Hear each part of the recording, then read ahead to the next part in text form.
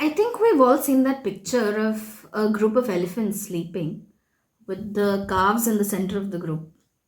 It's a very cute picture, and the caption was something about how elephants always make the calves sleep in the middle so that they are protected from any predators or whatever. So when I saw that picture, I went to Wikipedia and I just wanted to read about elephants. And one thing that really stayed with me is there was this sentence. The calves are the center of attention for the family group until they are about 3 years old. I think it's till they are fairly independent. So that is on one hand, right? Think about that picture. Recently, one of my uncles, he was traveling by bus, and there was a group of children on the bus, and some boys were standing. They were holding onto the bars, and they were standing. And there was another man who was standing next to this group, and that man was drunk, a middle-aged man. Now, as the bus was moving, like on accident, it was not purposeful.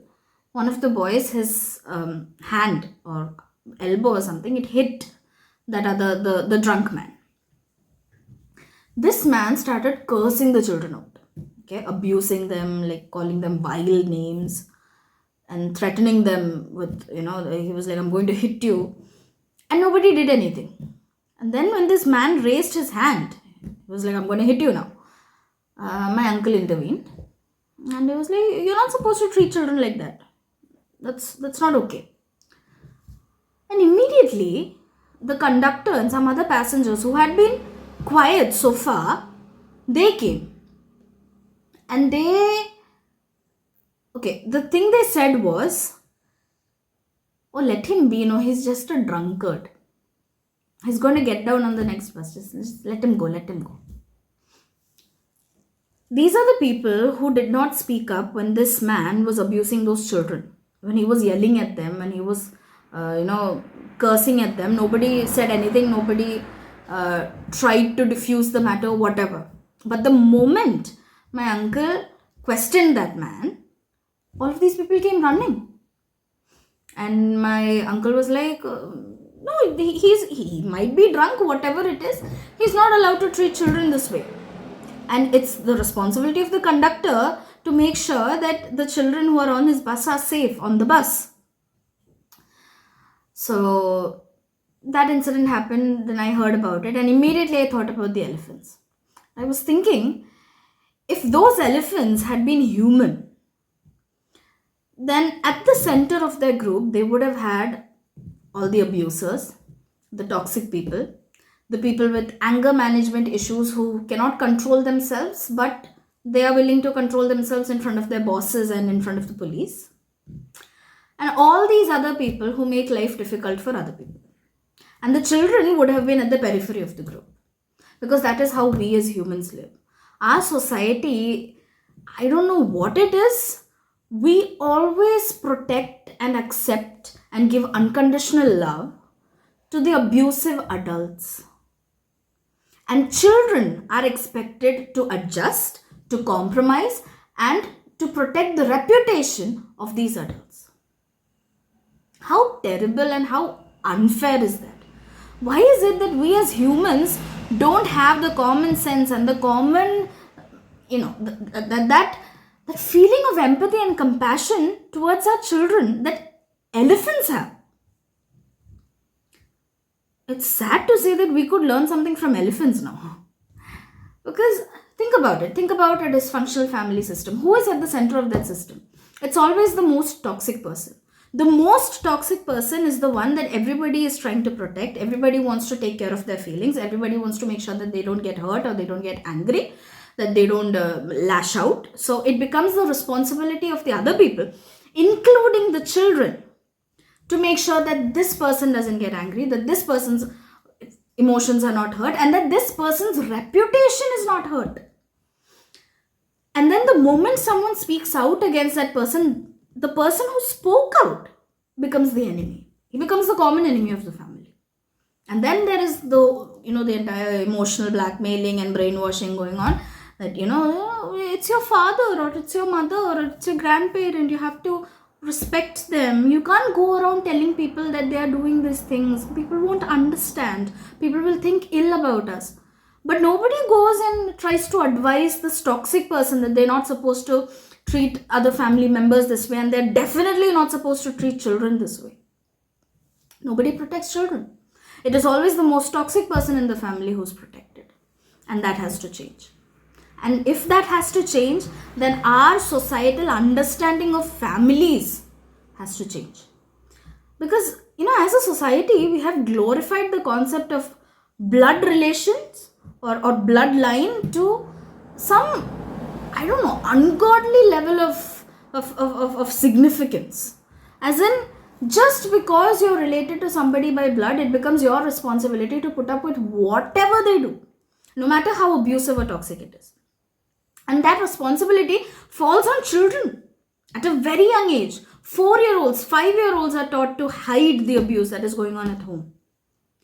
And because of that, obviously they are children. They are going to believe their primary caregivers. They are going to try to obey their primary caregivers. So if they are frightened into silence, they will be silent. But if these children grow up seeing violence, if these children grow up as victims of violence, what is our society going to be like? And every generation is more intellectually and emotionally advanced than the previous. Every generation is more intelligent in terms of IQ, and they're also more sensitive. So where are we heading if we are not prioritizing our children, if we are prioritizing the people who cause violence within the home and in the society? So as a society, we need to stop being enablers. We need to learn the signs of abuse. We need to learn the signs of toxicity. We need to be able to identify when a child is coming from a toxic environment, because those children need extra support and extra help from the rest of society, because they have no one to protect them at home. Teachers, healthcare workers, social workers, people who are in clubs where children go for activities, neighbors, we all need to be vigilant. We need to think of every child as the societies, as everybody's.